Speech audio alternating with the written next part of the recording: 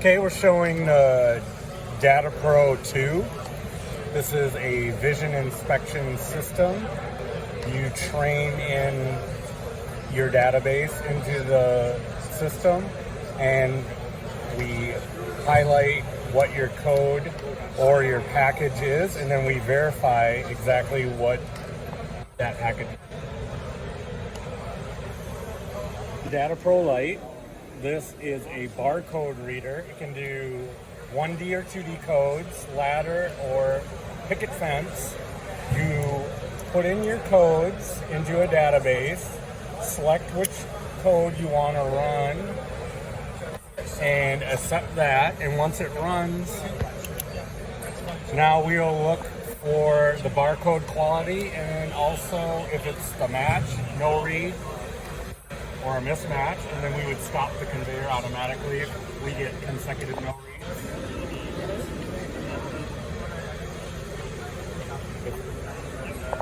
So then that will stop the conveyor, or we will reject the product.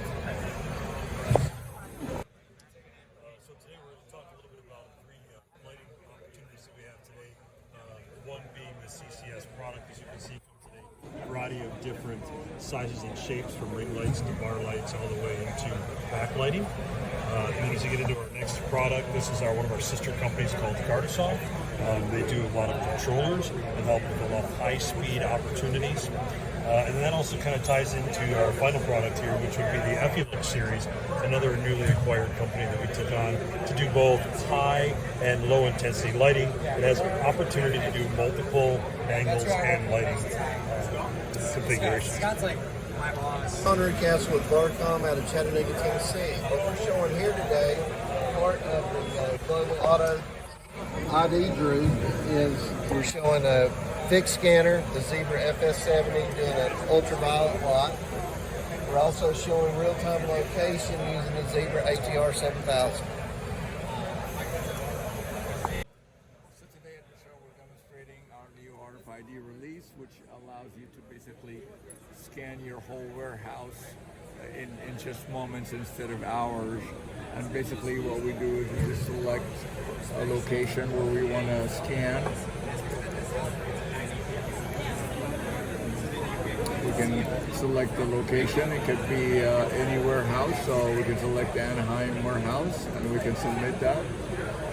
And now if all I do is we're using an RFID scanner, and if I pull the trigger, you could see all the tags being read anywhere in the warehouse. So what used to take hours now takes minutes. So there are certain amounts of the code that would cause more problems to reconstruct than others. Okay. But we can reconstruct the code based upon the lines that we have that are visible, and then reconstructing those lines based upon the points on those lines. Okay. As I said, the redundancy is in the construction of the way the code is built, as opposed to having additional data and information in the code, because any pixels along a particular line enable us to reconstruct that line. So every pixel is in fact the redundant component of a line. Right. And that's why we're able to recover the code information with all of this damage applied to it, and it becomes a very, very robust and damage-resistant way of identifying products and creating that authentication unique identifier. Is there any limit on your characters? So the code itself contains 15 decimal digits as a unique identifier.